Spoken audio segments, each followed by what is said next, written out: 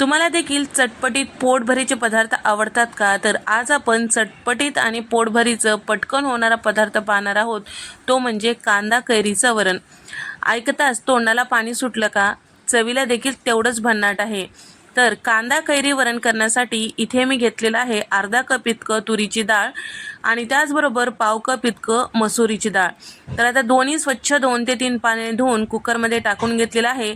तर या वरणाच्या प्रकारामध्ये कांद्याचा वापर थोडंसं जास्तीचा केला जातो. तर 1 कप भरून इतका कांदा इथे मी बारीक चिरून घेतलेला आहे, ते टाकून घेतलेला आहे आणि त्याचबरोबर अर्धा कप इतकं इथे मी कैरीच्या फोडी टाकून घेतलेल्या आहे. जेवढं कैरी घेता त्याच्या दुप्पट कांदा टाकायचा आणि त्याचबरोबर 5 ते 6 मिरच्या इथे मी मधोमध कट करून यामध्ये टाकलेल्या आहे.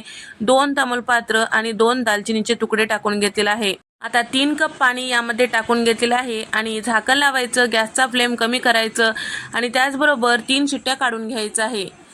3 शिट्ट्या झाल्यानंतर कुकर पूर्णपणे थंड झालं की डाळी दोन्ही छान शिजल्या गेलेल्या आहेत, घोटून घेऊया. आता याला फोडणी देऊया. त्यासाठी कढईमध्ये 4 चमचे तेल टाकून घेतलेलं आहे. तेल छान गरम झालेलं आहे. अर्धा चमचा मोहरी, अर्धा चमचा जिरं छान फुलू द्यायचं. कढीपत्त्याची पानं टाकून घेतलेली आहे आणि सोबतच सुक्या लाल मिरच्यासुद्धा 1, 2 ते 3 टाकून घेतलेल्या आहे. थोडीशी कोथिंबीर टाकलेली आहे. तेल गरम झालेलं आहे. आपल्याला पावडर मसाला टाकायचा आहे, त्यामुळे गॅस बंद केलेला आहे. 1 चमचा बेडगी मिरची पावडर आणि त्याचबरोबर अगदी पाव चमचा इथे मी रेग्युलर तिखट मिरची पावडर टाकलेला आहे. 1 चमचा गरम मसाला, 1 चमचा धने पावडर, अर्धा चमचा भाजलेली जिरेची पूड आणि 1 चमचाभर हळद टाकून घेतलेला आहे. आता हे सगळं छान व्यवस्थित मिक्स केलेलं आहे. आता आपल्याला शिजून घेतलेलं डाळी म्हणजेच वरण यामध्ये टाकून घ्यायचं आहे.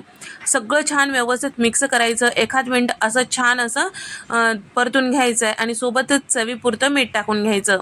सगळं छान 1 मिनिट परतून घेतलं की यामध्ये गरजेपुरतं पाणी टाकून घ्यायचं आहे. तर साधारण 1 ग्लासभर इतकं पाणी टाकून घेतलेलं आहे. तर फोडणीचं वरण तुम्हाला कितपत दाटसर, पातळ आवडते त्यानुसार तुम्ही पाण्याचं प्रमाण ठरवू शकता. 1-2 मिनिटं शिजून घ्यायचं किंवा उकळून घ्यायचं आहे. तर त्यावेळेस आपल्याला यावर तडका देण्यासाठी इथे मी तडका पॅनमध्ये तूप गरम करून घेतलेलं आहे. तर साधारण 4 चमचे इतकं तूप घेतलेलं आहे. पाव चमचा हिंग आणि ठेचून घेतलेला आलं लसूण साधारण 1 मोठा चमचा टाकून घेतलेला आहे. सगळं छान असं मिक्स करून घेऊया. मस्त गरमागरम तुपाची फोडणी या फोडणीच्या वरणावर टाकून घ्यायचं आहे. झाकण लावायचं आणि 1 मिनिट छान असं हे शिजून घ्यायचं. तर त्यानंतर वरतून थोडीशी कोथिंबीर टाकलेली आहे. मस्त कांद्याचं गोडसरपणा आणि त्याचबरोबर कैरीचं छान आंबटपणा या वरणामध्ये येतो. तर एकदा या पद्धतीने फोडणीचं वरण नक्की ट्राय करून पहा. भातासोबत, भाकरीसोबत, चपातीसोबत अप्रतिम चव येते.